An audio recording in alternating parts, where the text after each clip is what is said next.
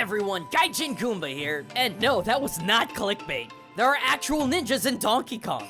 Yeah, the game franchise about a funny bongo monkey collecting bananas got Shinobi in it. I didn't believe it either. I didn't even want to believe it, but oh GameCube, what secrets do you hold? It's amazing how much gaming history has been lost to time because the PS2 walked in and slammed its girth on the table to the marvel of everyone, while all of Nintendo's experimental energy, you know, that thing we've been complaining about not having for a near decade at this point, had gone completely unnoticed and forgotten to the sands of time. But within that hourglass of early 2000s gaming history, there was a little game called Donkey Kong Jungle Beat. A game that, despite solid reviews, was lost under the weight of the military FPS craze and the PS2 craze of the new millennium. And it's here that I found the most impossible potential topic of which ninja. Ninja freaking Kong. And this is where I start to lose it, because the unspoken golden rule of which ninja that we have here is that if a video game, character, mechanic, or setting contains the word ninja, shinobi, or any of its derivatives, it's fair game for analysis. And I knew that the patrons were gonna want a Which Ninja topic on the oldest ape in gaming history. So, here we are, Which Ninja on Donkey Kong.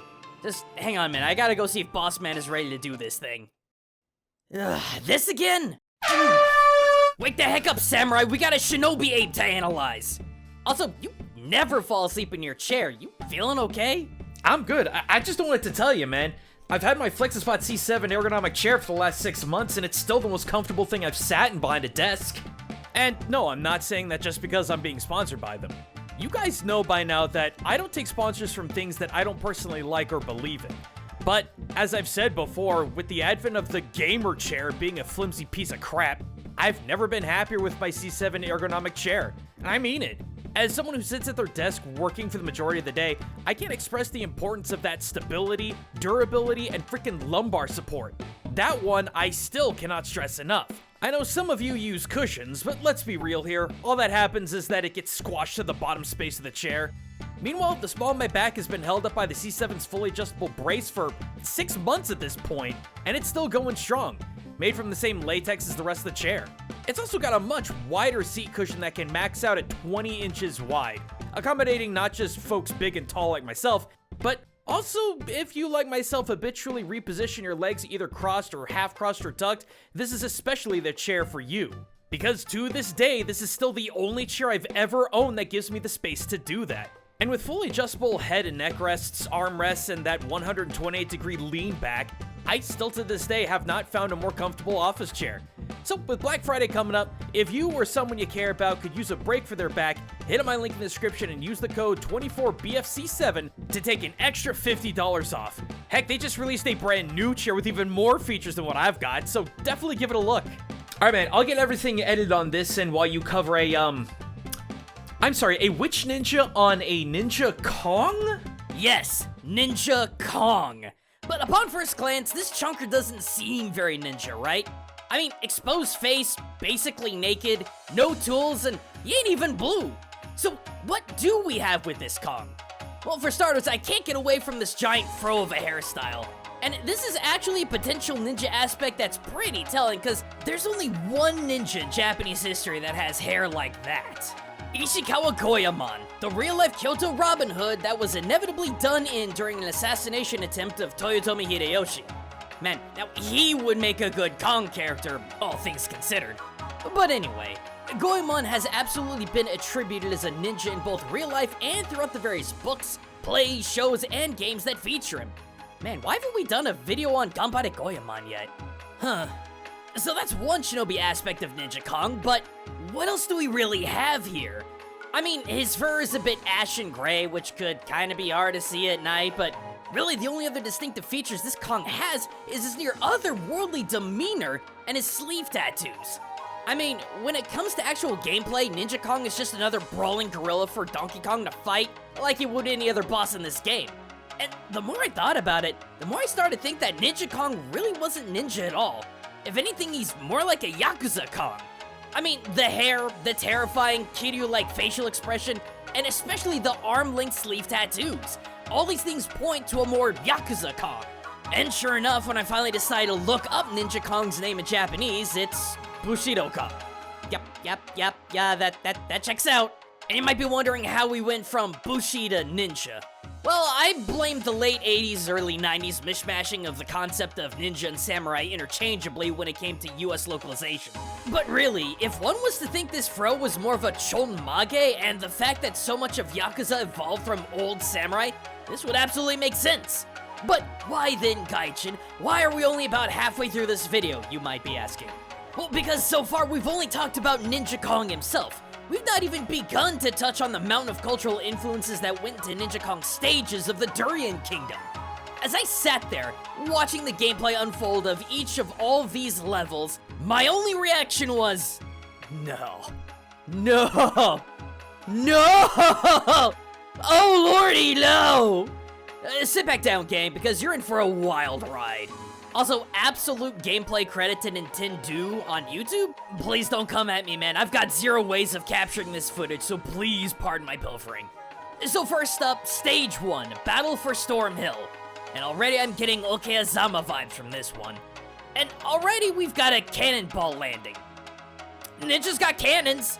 As regular viewers may probably have heard me go off many times before, Ninja were fascinated by gunpowder technology, and some were the first to really pioneer its use outside of standard matchlock firearms. And put a pin in that, because we're going to be coming back to that point a lot in this video. But to make the point, the Iga Ninja Museum in Japan prominently features a wooden Ozutsu cannon, which is a lot bigger than most Ozutsu I've ever seen. But regardless, the fact that wooden cannons were easier and cheaper to make means that ninjas with their limited resources could make and utilize them well. And based on everything that I've researched, use them well they did. And not a moment later and... oh lord, we've got Doto no Jutsu Ninja Monkey. Ah, good. And now they're ambushing with Odachi swords. Alright, to explain, ninja would categorize and subcategorize their various escape and hiding tricks within 3 basic trees of techniques. The Chiton Jipo, Jinton Jipo, and Tendon Jipo. It's the first of these that we're looking at because, as the name suggests, these techniques utilize the elements of the earth to hide or escape. In the case of the Doton subcategory, these are all the various techniques that ninja would use in relation to earth. Things like identifying caves to hide in, churning up dust to escape in a shroud, setting pitfall traps, presetting stones and bodies of water for quick escapes, or just some good old-fashioned pocket sand. But neglect not the Kakureana, or hidden hole, with shinobi digging body-sized pits along roadways only to spring out of them and ambush their targets as they went. So that's my overly wordy way of saying that despite this stupid monkey popping out of the ground and attacking with an oversized sword in black, it's still more historically ninja than not. But we're not done yet with this guy, because have you seen this run cycle? Yes, they are in fact Naruto running, or to give it its proper term, Nanban Bashiri. As explained by Jinichi Kawakami, ninja traveled on foot a lot, and one way to save energy was to reduce unnecessary twisting and swinging. So, shinobi developed the system of Nanban Bashiri in order to limit said movement. One method is to move the arm that's on the same side of the leg that's being lifted to move forward, rather than alternating, which not only burns energy in the arms more, but twisting of the torso also wears you out faster. But for the Nanba running that I'm sure most of you know takes the concept one step further, wherein an individual would lean forward and brace their arms to keep them from moving.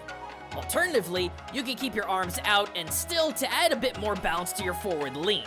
So again, much to my dismay, this stupid Naruto running forward-leaning monkey ninja surprisingly makes historical sense. Do you understand why at the beginning of all of this, all I could do with each revelation I had with this game is say, oh god, no? But we're not done yet, because now we got these little green nerdy shinobi simians. Why they're dressed in green, I do not know, because there isn't a single green thing for miles in this area. But I would be remiss if I didn't mention the fact that this monkey is tossing out Shiho-style shuriken in a hustle style of overhead throwing.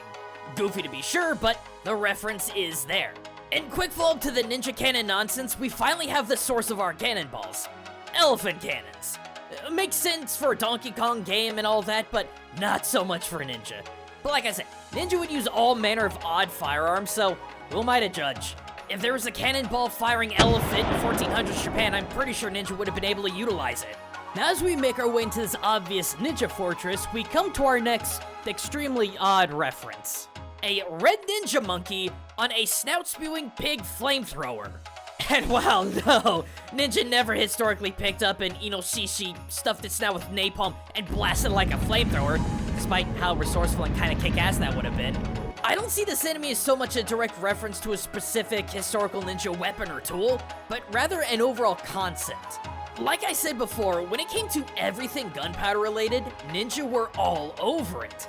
From traditional firearm use to exploding or flaming shuriken, to hand-squeeze pistols, to firecrackers, to smoke signals, smoke screens, landmines, exploding arrows, bombs. There was little outside the realm of capability or creativity when it came to ninja using fire and gunpowder. I mean, if you need a historical example, the Iga ninjas specifically were incredibly adept at this by their own words and merit. And when you consider that, and the fact that these flame-belching boars are actually Japanese Inoshishi, considering the fur color and whatnot, it's actually entirely logical from a ninja historical perspective that these fire-breathing Japanese boars would be used as a functional weapon. Again, this never happened in real life, but if it were possible, I don't doubt for a minute that Shinobi would capitalize on this napalm pick. Not too much further into the level and we come across a giant spider. And yeah, you might be thinking, this ain't cultural, this ain't historical, but again, now you know why all I could do was scream out no at each and every single solitary reference I could find in the stage. Because, true, it would not be biologically possible to breed a spider this big by Shinobi, but there's this funny little table of subcategory jutsus under Jinto Jippo called the Chuto no Jutsu, which includes any and all jutsu techniques that utilize insects, reptiles, and other pests in escape or concealment. And I gotta tell ya, there's a lot of big gross bugs in Japan that could do a great deal of distraction if it was thrown in the face of someone or just let into someone's room. Such as the Japanese golden orb weaver spider, which, based on the black and yellowish-brown pattern on its legs, is the exact same kind of spider that we see in Ninja Kong's first level. Yeah, you screaming yet, gang? Cause I was at this point. Oh, but that's just stage 1. What does stage 2, the airy fortress, have in store for us, you may ask? Let's find out. First up, we got giant wasp enemies, and already we're finding more examples of Chuto no Jutsu as Ninja would physically lob bags of live wasps and hives into people's houses. Oh lord, and soon after, Donkey Kong dives into our government-mandated underwater section, and the first thing that we fight is what looks like a giant pufferfish, and guess what lives in the waterways of Japan and is loaded with deadly tetrodotoxin ripe for ninja use? Yup, the fugu! Now next up we got giant jellyfish, and while no, I can't find any correlation between jellyfish use and ninja, I can tell you right now that the rapid influx of jellyfish is the sole reason why no one in Japan goes swimming from August onward. Next, we gotta do a quick underwater mini-boss fish, and I don't see anything that connects this to Ninja Japan, so I'm just gonna cautiously step over this one if y'all don't mind, because I need a mental break. Because a few moments later, we enter a large ceiling room, and no, please, no. Maybe I've got cultural analysis brain rot, but have a good look at this pineapple bomb-throwing bird. You ever seen it before? Yeah, I have. Right here. It's the tail and the head crest that kinda gives away the likeness. This is the Japanese Ho-Oh, most well known for its golden statue on top of Kinakuchi Temple in Kyoto, and probably most well known for you from Pokemon. Maybe I'm wrong. I don't want to be wrong, but all I can see with this bird is the Ho-Oh, and I think I hate it. Not ninja related, but still. And the final obstacle of the second stage, right before you fight the Shinobi Simian himself, is a circular rotating room. And while this is probably one of the most rudimentary platforming obstacles in the game, even this could have theoretical roots in Shinobi history. There are never-ending examples as to how a Shinobi's home or fortress could be built in a way to cause an extended amount of disorientation to any would-be invaders. From rotating walls, to hidden emergency exits, to uneven floor levels, to hidden caches of weapons, the last place an invader would want to be is in the home of the Shinobi they were pursuing. Every corner could have a disorienting trap, or a secret hideaway with armed enemies. I guess not so much a fully rotating room. I mean, you need to go to the Ninja Trick Mansion in Nagano for that one, but I can absolutely see where they're coming from here. I don't know what to think, gang. The Donkey Kong franchise is the last place I expected to see any ninja-related concepts, but here we are. Not so much with the titular Ninja Kong himself, but his two stages, the enemies, the hazards, everything seemingly could be linked back to actual historical influences based on the limited knowledge that we have on what Shinobi were. Makes me wonder what other Japanese influences this franchise could be hiding. No. Just no. I refuse. Thank you to FlexiSpot for sponsoring this video. Treat yourself or a loved one this holiday season to a new C7 Max model chair, and use my code 24BFC7 to save an extra 50 buckaroos on your chair. And as always, thank you, patrons, for supporting our work here. Yeah, I knew the majority of you would be wanting to hear about a witch ninja on Donkey Kong, but there's so much more that we could talk about, so I hope to see you in the polls next month to choose the next video. In the meantime, if you love learning about Japan from your favorite games, anime, movies, and more, sub up, get notified, and until next time, everyone, this is Gaijin Goombah, signing out.